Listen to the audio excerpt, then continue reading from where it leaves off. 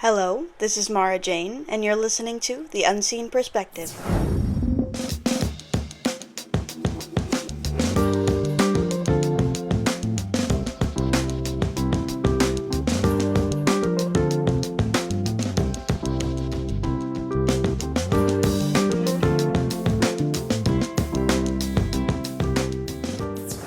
Hello, and welcome back to The Unseen Perspective. I'm your visually impaired host, Mara Jane, and today with me I have a very special guest, Aundrayah Shermer. Hi, Mara. Hi. How are you today? I'm good, how are you? Good. So today we're going to talk a little bit about ESY and KSSB in general. Okay. I am Aundrayah Shermer, and I am the Field Services Director for Kansas School for the Blind, which field services is pretty much everything that occurs off of our campus. So programs, serving students, professional development, all of that stuff, and we cover the entire state. So I supervise staff that live and work in all parts of Kansas. So what is KSSB? KSSB is the Kansas State School for the Blind, and we are the only school in the state of Kansas that serves blind and visually impaired students throughout the whole entire state. Yep. So how did you get involved here? Oh gosh, that's a great question. So I was looking to move to a larger city for my own child that has a visual impairment. And so we came from Springfield, Missouri about 12 years ago now, 11 years ago. And I was looking to do something that was going to challenge me more in my career as well. I had spent at that point, 16 years in direct services and also training teachers. And I was just kind of ready to, have a new challenge. And I always had this kind of dream of wanting to be a outreach director at a school for the blind. So there was a position open. I came up here and applied, and before I know it, we're moving the whole family up to Kansas City. So how long have you been at KSSB? So I started in early summer of 2014. So I guess it's about 11 years. And I think I've been here since then. You've been here since then, so Yeah. I've known you since you were just a wee little one. So, Yeah. Gosh, 11 years ago. You would have been like in second, third grade maybe? Yeah. When I met you? Yeah, I think so. So, you were a little pipsqueak. So, Gosh, that was forever ago. yeah, that was forever ago. So, What do you know about the history of KSSB? well, gosh. Oh, so in 2017, we celebrated our 150th anniversary. So, of being a school. So 17 plus 5, so 158 years ago, our school opened up and provided services to students all over the state as well. So you can imagine in 1867, kids that had to travel, we didn't have the interstates and we didn't have the roads that we have now. So kids would travel over and they would spend their whole semester here. Now our kids come on Sundays, they go home every Friday. So we're just like a school. We provide services in all of the core curriculum areas. So our kids have math and science and English and social studies. I think back in the old days they had, other kinds of courses too that would train people that were visually impaired when they got out of school to do some kind of trade.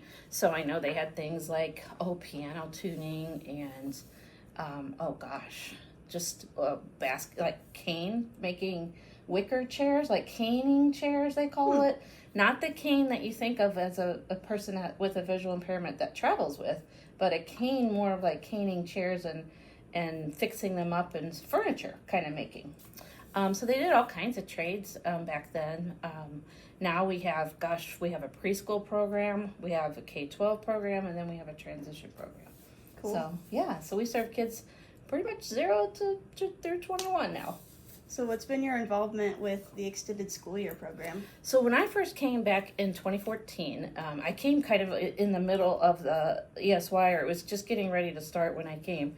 And so I wasn't really sure what was going on with it, but I know the kids were doing some more classroom or academic stuff. And Mr. Harding, he's our superintendent, he came to me in that early fall of August and said, I want extended school year to look differently for our agency, for our school. And I said, okay, awesome. I will take on the challenge. And so one of the first things I did was I sent out a survey.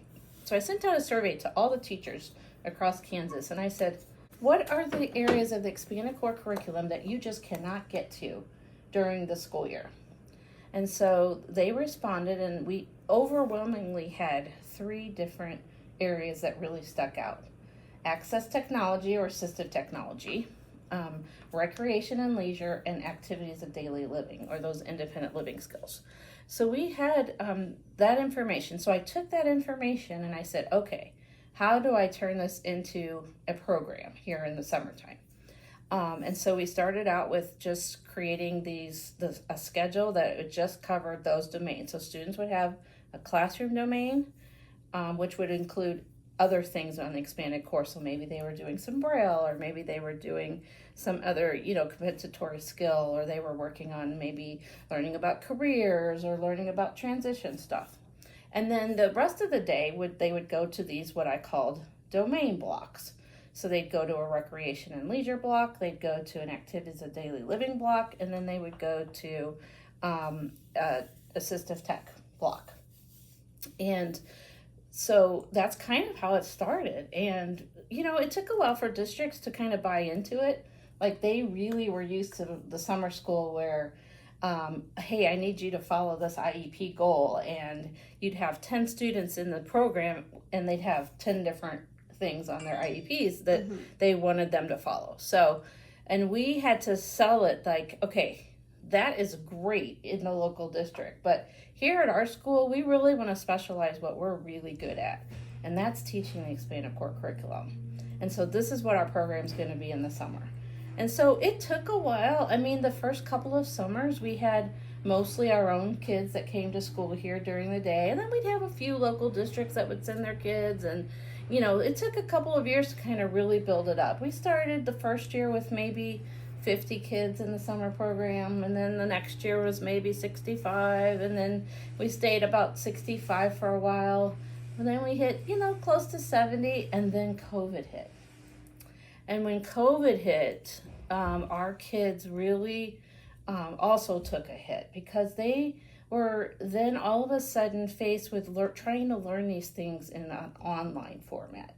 Very few of our students had the ability to actually go to school or go to a place and learn some of those skills in person. They had to try and do this online. And so we found that after COVID, so summer of 2020, we had to do ESY on the road. It did not go like we wanted it to, but that's kind of what everybody was forced to do. 2021, our numbers really started to jump because people were ready to get out. Kids wanted to get out. Their families wanted their kids to get out. District teachers wanted their kids to get out. And so we really saw our numbers start to jump into the high 70s and 80s come 21, 22. 23, we're getting into the 90s. And then last summer, we had 112 apply. And so I had to look at last summer and say, oh my gosh, this is crazy. Like, we had classrooms in conference rooms, and it was like, okay, this is a little bit too many at one time. How do I still meet the demand, but also have the capacity and the staffing? Because our staff comes from all over Kansas and Missouri. So we have teachers that don't work here in the summer or during the school year a lot. We have several that come from local districts. They come from districts across the state. They'll come from districts in Missouri because they just love it. They love the way we do it. They love that we, really focus on those functional skills, those expanded core curriculum skills. They love the kids. They love the camaraderie of being with other TSVIs and comms in the summer. And so I thought, how do we meet the demand? We were all so just exhausted last year, and it was just really too many students. And so I decided to split it into two-week sessions this year, and we have about 135 kids between the 2 sessions. We also started to grow our program across the state, and one of my field service specialists, Anna Sear, started the ESY on the road. And so we also have, we started with 1 location, then we had 2 locations the last couple of years, and then this year we had 4 locations where students who maybe they weren't ready to come to Kansas City, or they're parents weren't ready to send them to Kansas City, or maybe they weren't ready for an overnight experience, or they wanted maybe a shorter week, we offered the ESY on the road in 4 different locations this year. And so we had about 50 kids in that program. So really about 180 total this year for our summer programs. That is a lot of kids. That's a lot of kids, yeah. And it just makes me so happy and so excited because I just love that we are doing, something unique and something fun. It's my favorite time of year. Even though we're tired, even though we're exhausted, we're ready for tomorrow's the last day. Everybody's ready for that. But then I get really excited because we'll start planning for 2026 right away in August when we come back. So it takes about 9 to 10 months to plan for our summer programs. And so we start right away, and we have a great committee that plans. We start meeting in August, and we'll meet, monthly at first, but then we'll start meeting regularly come January. But staff applications will go out in 6 months, so I look forward to seniors again. Yeah. So we'll start hiring in December. The kids start applying in January. So, yeah. There's also some students from University of Nebraska-Lincoln here this year. Yeah. What's that about? So one of our my favorite things in the summer program that we're able to offer is internship placements for orientation mobility students that are in training. So we've had 4 this summer, and then we also offer some practicum placements for Wichita State University. So they've had 2 special ed practicum students that have worked in our program this summer. And then we have our University of Nebraska-Lincoln scholars. They come down for 2 weeks this year. They've come down for session 2, and they are taking an assistive technology course. But the other part of their day is they are embedded into the different classrooms. And so kind of based on the areas that they're either going to work with or that they need a little bit more experience in, they kind of go into those classrooms and get some experience with our teachers that are working. Because like I said, we hire TSVIs and comms to be our classroom teachers. And so those students have been here for 2 weeks as well. And they have a culmination of different activities they do for the university. Today they're doing some presentations as they wrap up their program. It's kind of their capstone project, what they call it. So they'll come here, they'll spend 2 weeks, they get, they report out on students, and they also leave us with a wealth of information. So it's always good to have some students and teachers from around the country. Those kids come in and say, hey, I noticed with this student, try this or try that, or I'm going to leave you some ideas with the 2 weeks I spent with the student. I'd love to leave you some feedback and stuff. So that it's all very helpful information, and we really enjoy having them. We have great relationships with the universities. And I think that's really important to have that collaborative partnership. So, yeah. What's been your favorite part about working at KSSB? Oh, my favorite part about KSSB, it has to be the kids. And I would have to say, having a leadership that is a visionary. So our superintendent is a visionary. He, is forward thinking, and he's student focused. And I think that's really important, to have someone that leads your agency and rallies for you and says, hey, go try it. If it doesn't work, it's okay. We'll try something else. So anyway, that's really good to have good supportive leadership. I have an excellent team of staff here on campus and out in the field. And I think that, again, like I said, the kids, just watching a student come that's really struggled in the local district, come to KSSB, whether it's here as a student, whether it's in a program that we're offering on the road, whether it's just a day activity, just to see them flourish and grow is so important. And I just love that. What have you learned about blindness working with kids with visual impairments?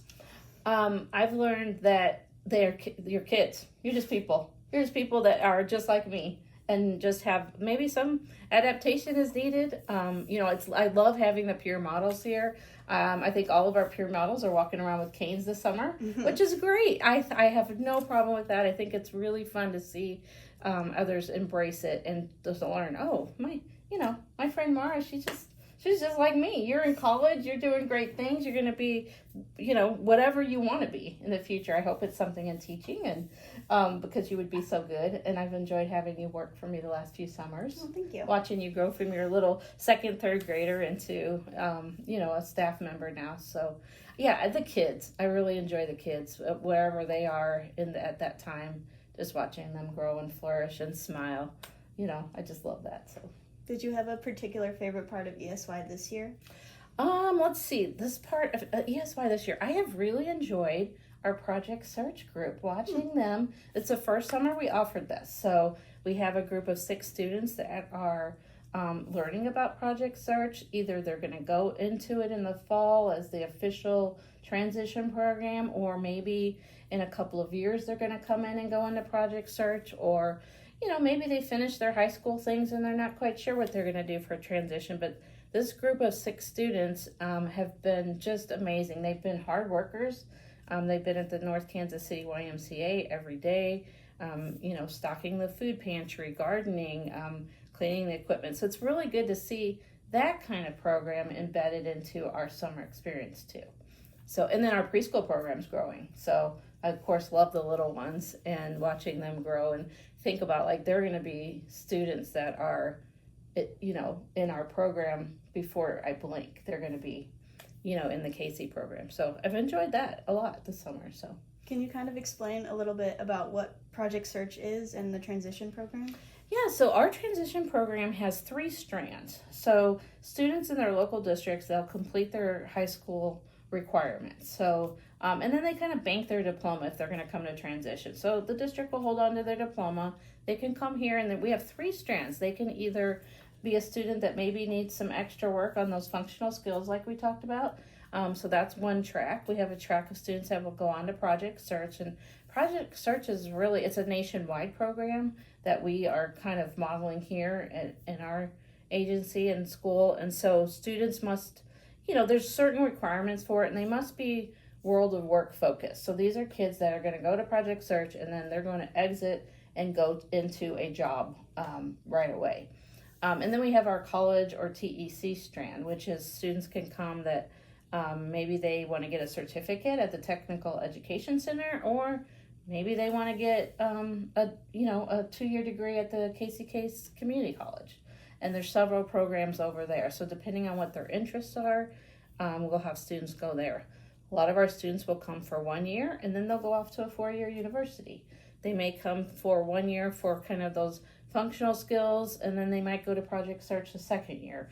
We've had students do that, and they'll go back to their district for a year of some kind of program. And so there's lots of different options for kids out there that aren't quite ready to head off to school right away, or maybe they just need a little extra support. And so we're here to help those kids too. That's what Mary did. Is she went here for a year for the transition program, and she's transferring to K-State this coming school year, which I'm so excited about. Oh, I'm really excited too. You guys are going to get a place together? Yeah, we have an apartment. Oh my gosh. Now you're really going to be adulting, aren't you? Yeah. You got to pay your bills and all that. How fun is that? Yeah. But again, another success story, and I'm just so happy for you guys. So, yeah. It's so exciting. Yeah. Oh, I'm sure. She's planning on being a teacher. Oh, she is? Mm-hmm. Oh, nice. Good. She'll be good too. Yeah. Both of you guys. So, yeah. And thanks for all your work in the makerspace this summer. So I love it. I'm so glad you love it. That's really cool. I was over there earlier observing, and I was watching the kids learn about Phillips screwdrivers and flathead screwdrivers and sanding and power drills and all that. So drill bits, and that was fun. I was actually over in Maxwell helping them learn about podcasting, because we have a podcasting studio here. Yeah. So did they like that? Yeah, they loved it. The kids today and yesterday, I've been working with them. They really like hearing themselves in the headphones and like having conversations. Yeah. And I was having them practice like doing introductions and like outros and talking about like their favorite parts of ESY, and they all love it. Oh, that's awesome to hear. So, okay, good. Yeah. That's really cool. Podcasting is one of our things that we offer statewide too. So kids can join our podcasting club. Maybe they don't they don't really know what it is. And so they can kind of join that. And Miss Lydia or Mr. Christian, they'll kind of guide the students through. And we have some that are really good at it. Yeah. So really seem to enjoy that. So that's how I actually got started with podcasting. Oh, nice. Is I was a part of when Bob Taylor was doing it. Okay. I was like way back in 2020 when everything was shutting down. Yeah. We had a virtual class that was like podcasting. Yeah. And I did it, and I remember I was like so scared to like speak up. I just kind of was there and like listened and maybe said a few things here and there. But it was pretty fun. And then, come a few years later, I was like, I could do this just by myself. And so that's what I'm doing now. That's awesome. Yeah, I think it's so fun for our kids. It is kind of weird to hear yourself, when you got the headphones on. And so, but we've had some great topics. Gosh, that podcasting group has really covered some really interesting stories and different people. And so, I'm glad you got to be a part of that. Yeah. So, is there anything else or any advice you want to give to people who might want to learn more about blindness or are going to be working with students with visual impairments? Yeah, so I think, if you're not sure, ask. That's always what I tell everybody. Don't be afraid to ask questions. Don't be afraid to go up to the person that has a visual impairment and ask questions. I find that people would rather, you be honest and upfront than guess or ignore you or walk past you. So, and you probably can relate to that too. You'd rather somebody say, hey, I'm not really sure what to do, but I would like to help. What can I do? Versus just like, oh no, oh my gosh, they're walking with a cane. I'm going to go the opposite direction. Yeah. So I think ask questions, be flexible, just be a kind person, That's what everybody in our world needs to be. Just be kind. I think that's good advice in general. Yeah. Be kind to everybody. Be kind to everybody. So, go with the flow. If you don't know, just say, hey, I'm new. I don't know what I'm doing, but I'm here to help. Yeah. So. Well, that's all we have for you today, unless there's anything else when you wanted to say. No, okay. Good luck out there, everybody. Have a great rest of your summer. We're ready to wrap up here. Yeah. So, and thanks for all your work. I appreciate it. Thank you. Yeah. So, okay. Bye. Bye. Thank you so much for listening to today's podcast episode. I hope you'll tune in for future episodes and catch up on past episodes if you need to. You can follow us on Instagram at The Unseen Perspective 2024, and you can DM us or email us at theunseenperspective2024@gmail.com if you have any feedback, questions, or episode ideas, or just anything you want to say to us. We're available on Spotify and YouTube, and we would appreciate your subscription or follow, and obviously your tuning in. And if you would like another podcast about the blind experience, I would strongly recommend Discover Podcasting at KSSB, which is run by visually impaired students at the Kansas State School for the Blind. That is all I have for you today. So until next time, I hope you have a wonderful day, a wonderful week, and a wonderful summer. And I will see you next time. Bye!